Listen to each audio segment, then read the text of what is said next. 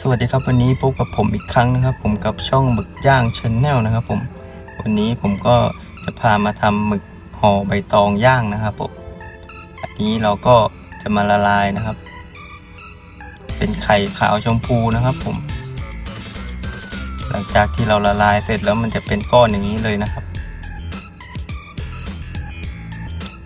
ผมเคยทำคลิปมาแล้วนะครับผมคลิปเกี่ยวกับการทำไข่ปลาหมึกย่างนะครับผมอันนี้ส่วนผสมอะไรเราก็จะปรุงเท่ากันเลยนะครับผมก่อนอื่นก็ฝากให้เพื่อนกดติดตามกดไลค์กดแชร์ให้ผมด้วยนะครับนี่ครับ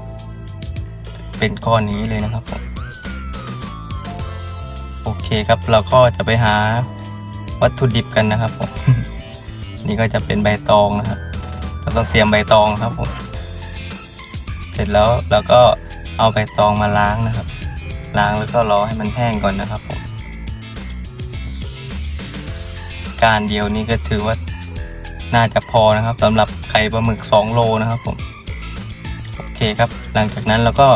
จะนำไข่ปลาหมึกเรามาหั่นนะครับผมจะไม่ขยำเหมือนการทำไข่ย่างนะครับเพราะว่าผมต้องการให้ไข่มันเป็นชิ้นนะครับผมเวลาเราย่างออกมามันจะดูสวยนะครับนี่หั่นผมก็จะหั่นเป็นชิ้นเล็กๆก็ได้นะครับแล้วแต่เพื่อนๆนะครับจะหั่นชิ้นประมาณไหนนะครับผมไข่ชมพูผมก็จะหั่นนี้นะครับไข่ชมพูนี่สับได้ก็สับเลยนะครับผมเพราะว่ามันไม่เป็นชิ้นให้นะครับยังไงเราก็เอามาผสมรวมกันอยู่แล้วนะครับผมส่วนที่เป็นชิ้นก็จะเป็นไข่ขาวนะครับหั่นอย่างนี้เลยนะครับผมเดี๋ยวส่วนผสมกับต้นทุนหรือจำนวนชิ้นเดี๋ยวผมสรุปไว้ให้ท้ายคลิปเลยนะครับอันนี้ผมก็ลองมาทำดูนะครับผมไข่ห่อใบตองย่างนะครับผมเพราะว่าที่ร้านก็มีแต่เป็นไข่แท่งย่างปกตินะครับอยากลองทำให้มันดูหลากหลายนะครับผม2 โลนะครับไข่โอเคครับเราก็จะมาดูส่วนผสมกันนะครับผมใช้รสดี1 ช้อนนะครับเพราะว่า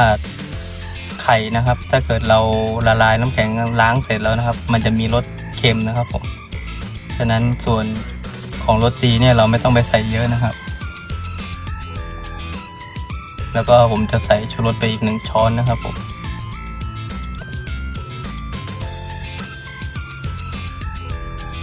เสร็จแล้วทีนี้เราก็จะมาคลุกเคล้าให้เข้ากันนะครับ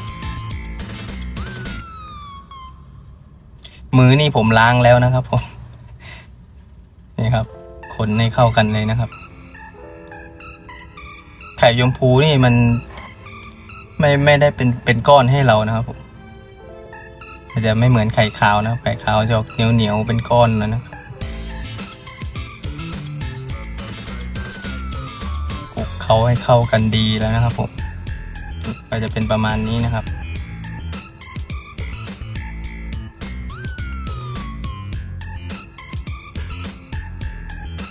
โอเคครับผมพอเสร็จแล้วหน้าตาก็จะออกมาเป็นประมาณนี้เลยครับผม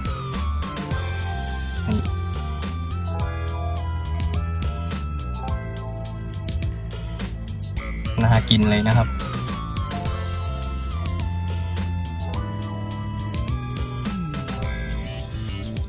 อันนี้ผมจะใส่ประมาณสัก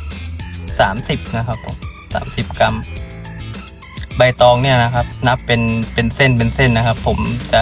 ใช้ประมาณ10 เส้นนะครับความยาวแล้วก็เนี่ยครับเราก็พับนี้เลย